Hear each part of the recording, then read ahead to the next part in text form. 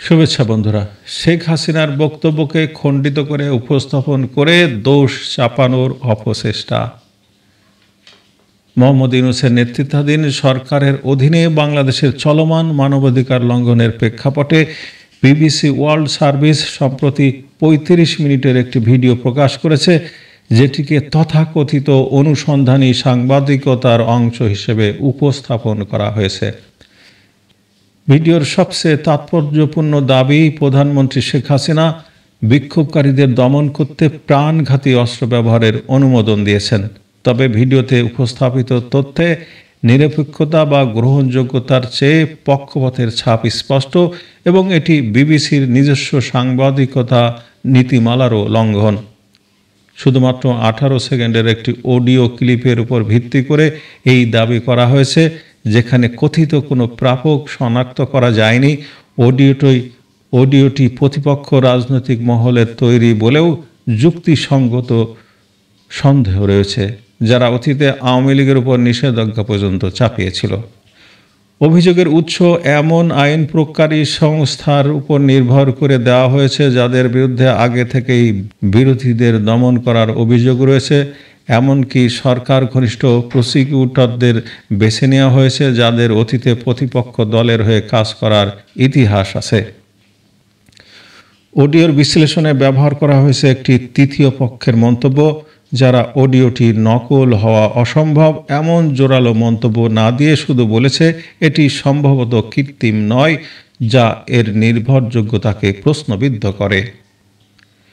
প্রশ্নবিদ্ধ 18 সেকেন্ডের অডিও সম্পর্কে বলা যেতে পারে যে, প্রথমত বিবিসি ব্যর্থ হয়েছে অডিওর সম্ভাব্য প্রাপক বা সংলাপের প্রেক্ষাপট তুলে ধরতে, যা এটিকে সন্দেহজনক করে তোলে।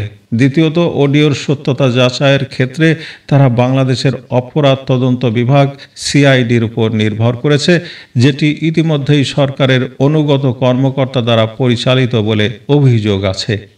তৃতীয়ত, বিবিসি নিজেই ইয়ারশট নামক একটি অডিও ফরেনসিক ফার্মের মন্তব্য তুলে ধরেছে, যারা বলেছে এটি সম্ভবত কৃত্রিম নয়, কিন্তু অসম্ভব শব্দটি ব্যবহার করেনি, যা এই বিশ্লেষণকে দুর্বল করে। জুলাই আগস্টে বিক্ষোভের সময় পুলিশের উপর হামলা, জেল ভেঙে সন্ত্রাসীদের পালানো, অস্ত্র লুট ও একাধিক প্রাণহানির ঘটনাগুলো বিবিসির প্রতিবেদনে উপেক্ষিত। বিশেষ করে যাত্রাবাড়ি থানা ঘিরে বিক্ষোভে সহিংসতা চলছিল জুলাইয়ের মাঝামাঝি থেকেই।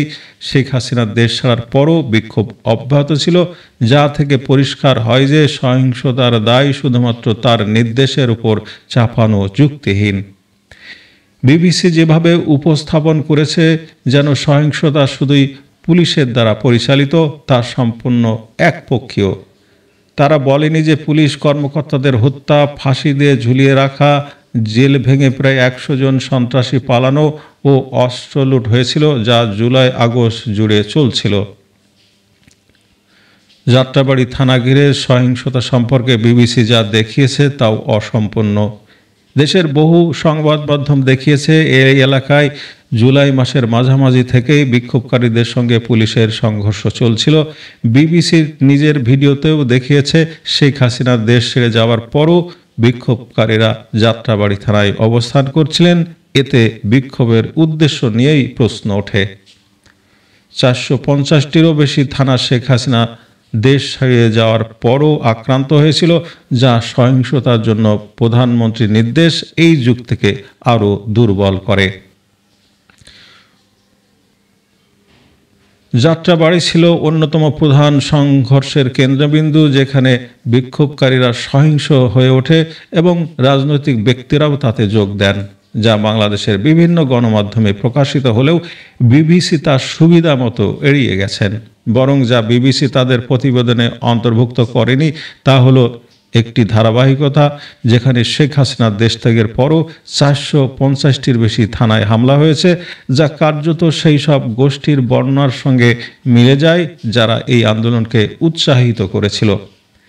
বিবিসি বাংলার একটি ভিডিও প্রতিবেদনেও হিজবুত তাহরিরের একজন কর্মকর্তাকে দেখা গেছে, যিনি স্বীকার করেছেন যে সাধারণ শিক্ষার্থীর ছদ্মবেশে তারা সহিংসতায় অংশ নিয়েছেন। যা শেখ হাসিনার সেই দাবির পক্ষে প্রমাণ সরবরাহ করে যে এই বিক্ষোভে সন্ত্রাসী গোষ্ঠীগুলোর সম্পৃক্ততা ছিল, অথচ বিবিসির সর্বশেষ প্রামাণ্যচিত্রে এই তথ্যটিও অনুপস্থিত। বিবিসির এই ভিডিও বিশ্লেষণ, উদ্ধৃতি নির্বাচন এবং তথ্য উপস্থাপনা এক কথায় পক্ষপাতদুষ্ট, উদ্দেশ্য প্রণোদিত এবং স্বাধীন সাংবাদিকতার মূল নীতির লঙ্ঘন। এটি বর্তমান সরকারের প্রতিপক্ষ নিধনের হাতিয়ার হয়ে উঠেছে। এই সরকার বিচার প্রক্রিয়াকে রাজনৈতিক হাতিয়ার, রাজনৈতিক প্রতিশোধে ব্যবহার করতে চায়। সর্বশেষে বলি, এইসব মিথ্যাচার করেও কি শেষ রক্ষা হবে এই অবৈধ সরকারের? ধন্যবাদ বন্ধুরা, ভালো থাকবেন।